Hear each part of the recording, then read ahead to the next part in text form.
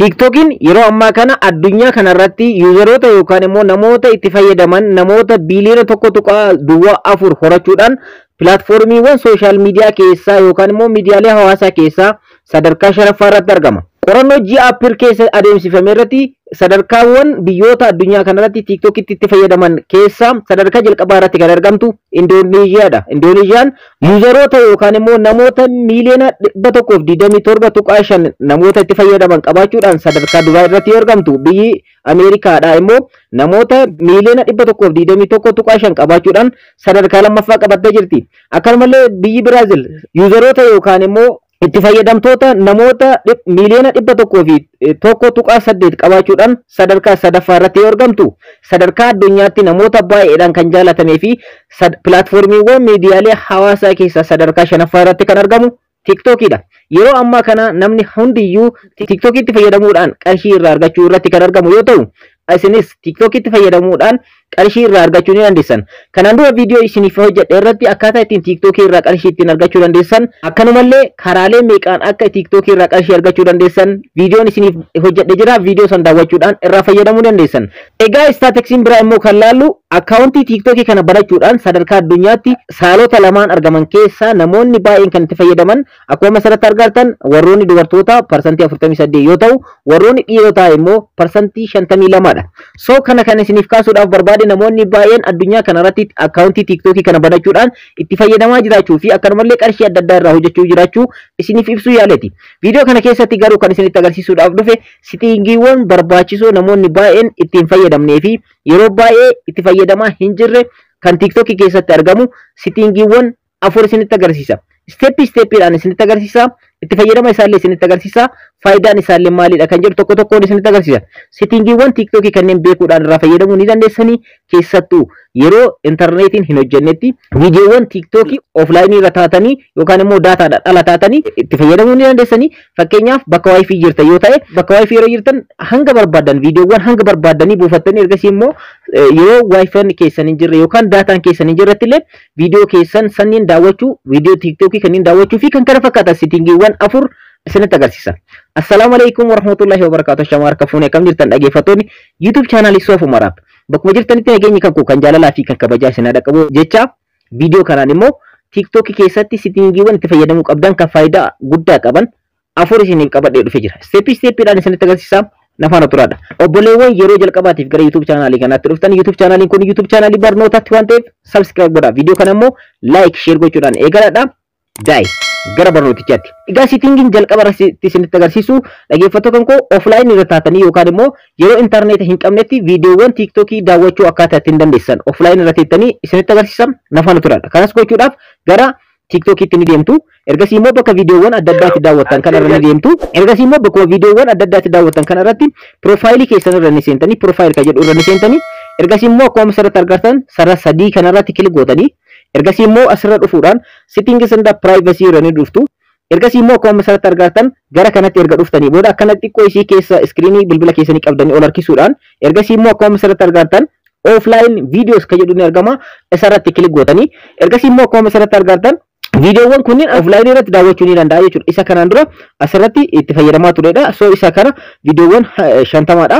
Viidiyoowwan kanneen daataa kan ku cufee daawwachuu ni danda'a jechuudha. So isinis haala kanaan sirreeffachuudhaan settings kan jettu kana irratti kilik gochuudhaan akkuma asirratti argattan kan koo download gochuu irratti argama. Akkuma asirratti argattan so almost viidiyoowwan kan koo buusuu irratti argama. Akkuma asirratti argattan viidiyoowwan kan 50 keessaa 50 filadhee fi 34 irra gahee jira. Yeroo fixetti akkaataa ittiin offline godhee daataa kan koo cufee wifi kan koo cufee akkaataa ittiin daawwachuu danda'u isinitti agarsiisaa boodarra jechuudha.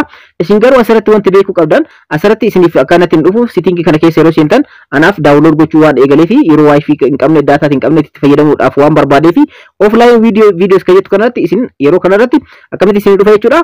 Haala kanaan isin dhufa akkuma asirratti argattan. Haala kanaan isin dhufa asirratti wanti tokko wanti isin beekuu qabdan wifi qofaan download godhachuu barbaada isa kana on godhatan jechuudha. Isa kana on godhatanii daataadha yoo ta'e immoo isa kana off ofirraa gochuudhaan daataatti fayyadamuu dandeessan. So yeroo bakka wifi deemtanii viidiyoo hanga barbaadanii buufachuu barbaadan isa kana on godhatan jalqaba wifiidhaan akka isiniif buusu jechuudha.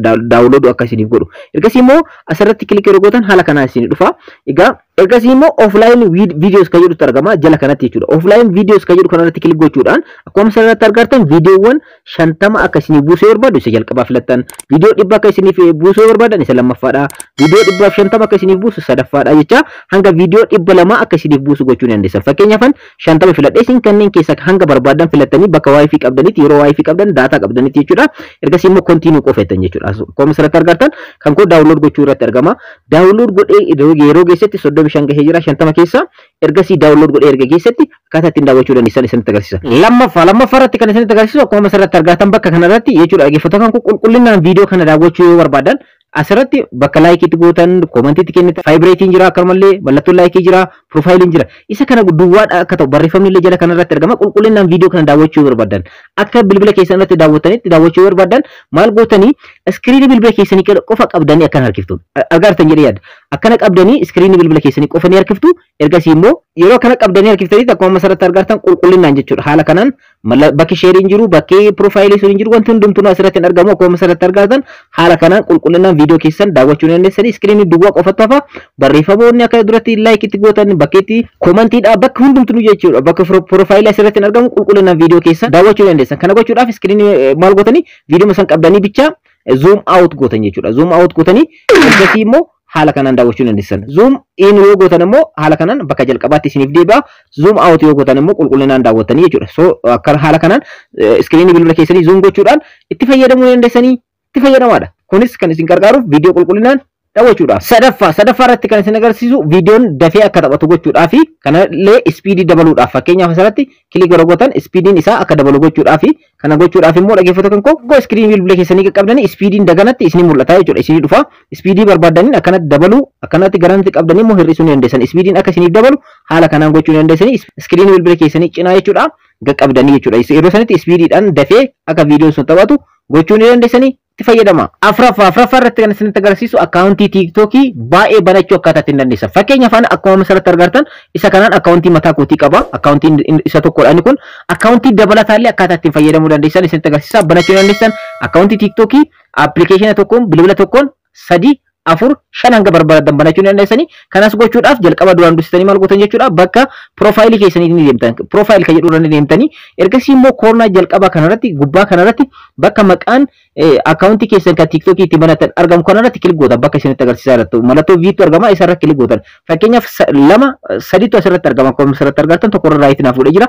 Isa kanarratti jijjiiree daawwachuu barbaade isa kanarratti raayit godha. Isa kanatti jijjiiruu danda'a jechuudha. Isin asumarra dhuftanii fakkeenyaaf isa kana jijjiirachuu barbaade asirratti jijjiirachuu danda'a jechuudha. Asumarra dhufee isa kanarra raayit godha. Ergasii immoo akkaawuntiin kan koo isin jalqaba ture gara irratti ni jijjiirama. Akkuma asirratti argartan jijjiiramee jira jechuudha.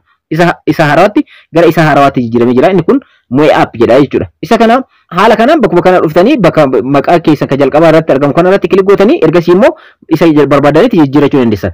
Akkaawuntii dabalataa asirratti banachuu barbaadan immoo add account kan jedhutti argama. Isarra kilik gootanii akkaawuntii dabalataa imeelii keessanii feesbuukii keessaniin akkanumallee lakkoofsa bilbilaa keessaniin kan barbaadanii fayyadamtanii akkuma kanaan dura akkaawuntii tiiktookii ittiin banachuu dandeessan isinitti agarsiisee jira. Isteepii saniin irra deebiidhaan banachuudhaan itti fayyadamuu dandeessanii yeroo bakka wal jijjiirtanii itti fayyadamuu barbaadan immoo mallattoo gubbaa kanarratti mallattoo VC dhufti yookaan add name kan jedhu kanarratti kilik gochuudhaan maqaa tiiktookii keessanii add godhachuu dandeessanii asirratti jechuudha. Bakka kanarratti kilik yeroo gootan haala kanaan isin filachiisaa jechuudha. Fakkeenyaaf akkaawuntii 3tu asirratti argama kan koo kana keessa kan barbaadetti jijjiiruu ni danda'a jechuudha. Irra jijjiiruu barbaade immoo tokko irratti fakkeenyaaf raayit naaf godhee jira. Isa lammaffaatti jijjiiruu barbaade haala kanaan kanarratti kilik godha. Ergasii gara kanaatti naaf jijjiiraa jechuudha. Egaa isteeppii amma isinitti agarsiise kanaan akkaawuntiiwwan tiiktookiidha kan garaagaraa banachuudhaan isteeppii amma isinitti agarsiise kanaan wal jijjiiruudhaan itti fayyadamuu ni dandeessanii. Bilbila tokkoon akkaawuntii 3 4 5 hanga barbaadan banachuu ni dandeessanii. Isteeppii itti fayyadamtanillee isinitti agarsiisee jira. Egaa viidiyoo kanaan sitiingiiwwan tiiktookii irratti argaman 4 kan faayidaa guddaa qaban isinitti agarsiisee jira. Akka irraa fayyadamtan abdiin qaba. Yeroo biraa viidiyoo biraatti walitti deebina. Hangasitti nagaa hannaa turaa isiniin jecha warroonni hanga ammaatti miseensa YouTube chaanaalii kanaan ta'in subscribe godhaa. Viidiyoo kana immoo like share gochuudhaan hiriyoota keessan hin dhaqqabadhaa. Yeroo biraa viidiyoo biraatti walitti deebina. Horaa bulaa.